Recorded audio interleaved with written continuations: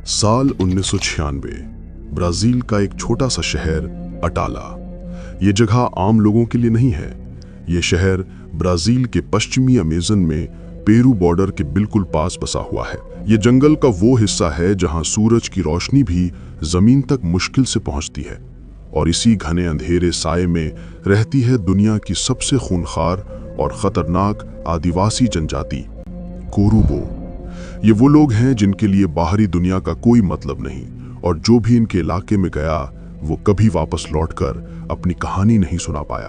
तारीख थी 26 अक्टूबर 1996। दो सोशलिस्ट दोस्त थे, 35 साल का मैटियो और एलिस। दोनों के सिर पर समाज सेवा का जुनून सवार था। उनका मानना था कि जंगल में छिपे ये लोग भी हमारी तरह इंसान हैं और उन्हें आज की दुनिया से जोड़ना जरूरी है। उन्होंने तय किया कि वो चोरी छिपे बिना किसी परमिशन के उस प्रतिबंधित जंगल में घुसेंगे। रात के 8 बजे थे, खूब अंधेरा था। फॉरेस्ट गार्ड्स की नजरों से बचते हुए मैटियो और एलिस ने जंगल की सरहद पार कर ली। प्लान के मुताबिक उन्हें गार्ड ऑफिस से 35 किलोमीटर अंदर जाना था। जैसे जैसे वे आगे जा रहे थे, जंगल की आवाजें बदल रही थीं। झींगुरों की आवाज अब किसी सायरन जैसी लग रही थी। डर के मारे उनके गले सूख रहे थे, लेकिन पैर रुक नहीं रहे थे। उन्होंने एक विशालकाय पेड़ चुना और उस पर चढ़ गए। सुबह की पहली किरण के साथ वो नीचे उतरे। माटियो आगे था, हाथ में डंडा लिए झाड़ियों को हटाता हुआ। एलिस उसके पीछे। अचानक एलिस ने दूरबीन आंखों से लगाई और उसके चेहरे का रंग उड़ गया। झाड़ियों के बीच उसे कुछ झोपड़ियां दिखाई दी, बहुत अजीब तरीके से बनी हुई।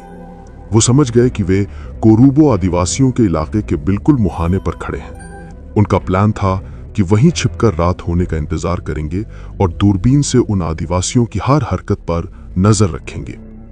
वो देखना चाहते थे कि ये लोग रहते कैसे हैं, खाते क्या हैं और इनका व्यवहार कैसा है। सूरज ढलने लगा, जंगल फिर से अपने डरावने रूप में आने लगा। पूरी रात उन्होंने उसी पेड़ पर जागकर गुजारी।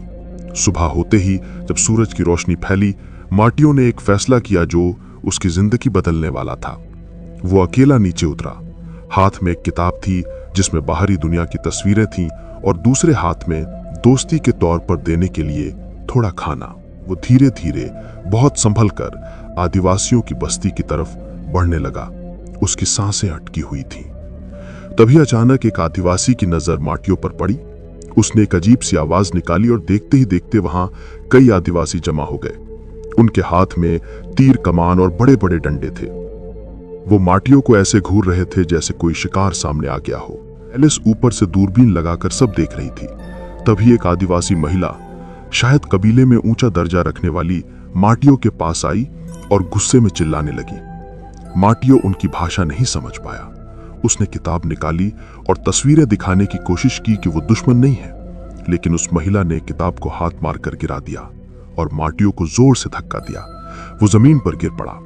इससे पहले कि वो संभल पाता, कुछ आदिवासी पुरुष आए और उसे जानवरों की तरह दबोच लिया। एलिस सब देख रही थी। उसका शरीर कांप रहा था। कुछ देर बाद माटियो दिखना बंद हो गया, क्योंकि वो उसे झोपड़ियों के पीछे ले गए थे। सुबह से दोपहर हो गई, दोपहर से शाम हो गई, लेकिन माटियो का कोई पता नहीं चला। तभी उसकी नजर कुछ हलचल पर पड़ी। कुछ आदिवासी अपने कंधों पर एक लंबा बांस उठाकर ला रहे थे, जैसे किसी मरे हुए जानवर को। दूरबीन लगाकर उसने देखा और उसकी सांसें रुक गईं। थोड़ी दूर कचरे की तरह फेंक कर चले गए। एलिस तुरंत नीचे उतरी। पास जाकर जो उसने देखा, उसने उसकी आत्मा तक को हिला दिया। वो माटियो था, उसका दोस्त, जिसे बेरहमी से मार दिया गया था। उसे एहसास हुआ कि अगर वो यहाँ एक पल और रुकी तो उसका भी यही हाल होगा। आंखों में बचे आंसू पोंछकर वो उठी और भागना शुरू कर दिया।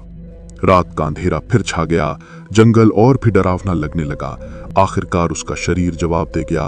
वो एक नदी किनारे गिरकर बेहोश हो गई। अगली सुबह फॉरेस्ट ऑफिसर गश्ती पर थे। उन्होंने एक लड़की को बेहोश पाया। वो एलिस थी। कई दिनों तक वो जिंदगी और मौत के बीच झूलती रही। होश आने पर पुलिस ने पूछताछ की तो उसने कांपते होठों से पूरी खौफनाक कहानी सुना दी। अमेज़न जंगल में ऐसे हजारों किस्से दफन हैं, ऐसी खौफनाक घटनाएं जिन्हें सुनकर आपकी रूह तक कांप जाएगी और आपको यकीन हो जाएगा कि इंसान प्रकृति के सामने कुछ भी नहीं है।